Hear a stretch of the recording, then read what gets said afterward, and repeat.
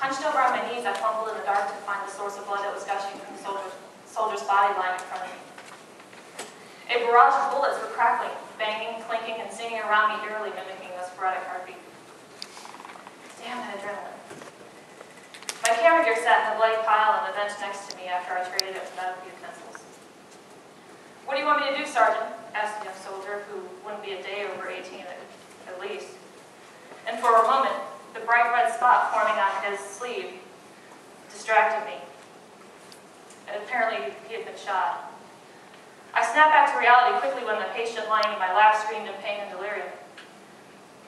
What the hell was going on? How did I go from being an insignificant Air Force combat photographer to a non-commissioned officer making decisions next to the Army infantry soldiers? How did this happen? I looked back to the smooth-faced boy and the other wounded soldiers and said, "He's losing a lot of blood," gesturing to the writhing soldier in front of me. "We need to cut off his armor and ammo pouches so I can get to his wounds." The tight quarters of the Stryker combat vehicle offered little room to maneuver.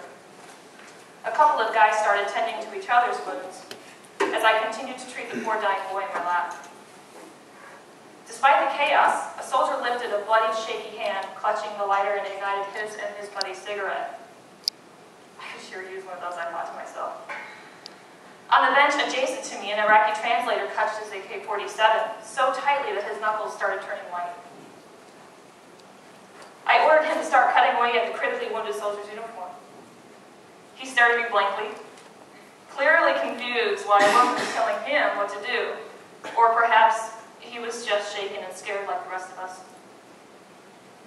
For many of the soldiers around me, this was their first real intense street battle. A warm, wet feeling started spreading down the front of my cramped legs, and for a moment I wondered if I had been shot.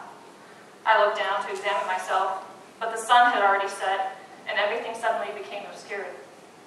Smoke from the freshly detonated bombs billowed around me, making it even harder to see, so I fell down. "Someone's standing on my arm," yelled a voice from my lap. "Get off." I fell down his arms to make sure that no one else was accidentally using him as a footstool, but I quickly ascertained that this boy had severe neurological problems had gotten the best of him. There were no boots near him. It was then I realized that I had to act very quickly. The last remains of his armors were cut or ripped off. As soon as the pressure from his Kevlar neck piece was removed, the blood started gushing even faster. He already lost a great deal of blood. At the rate it was pouring out now, he would certainly die within minutes. I knew what had to be done. I had to stop the bleeding. I clenched my eyes shut, and I lowered my shaking hand into the neck. With my ring and middle index fingers, I probed the gaping neck laceration. My stomach lurched as my fingers explored his torn flesh. Instinct guided my fingers gently to where the source of blood was coming from. Once there, I didn't let go. Through the thrashing spouts of pain, the onslaught of enemy fire, and through my fear of dying and the fear of causing death, his death. Over the deafening volley of gunfire, I continued to yell for the medic. This boy's medical needs were definitely beyond my photographic expertise. "Medic!" I screamed. "I need a medic in here!" The wounded soldiers around me started to join in the chorus, and in almost perfect unison we yelled together, "Medic!" Through the haze of smoke and the gray of the dusk, the medic appeared. Visibly distraught and overwrought, he climbed into the Stryker, throwing his medical kit next to me. "Hey, are you a medic?" he asked.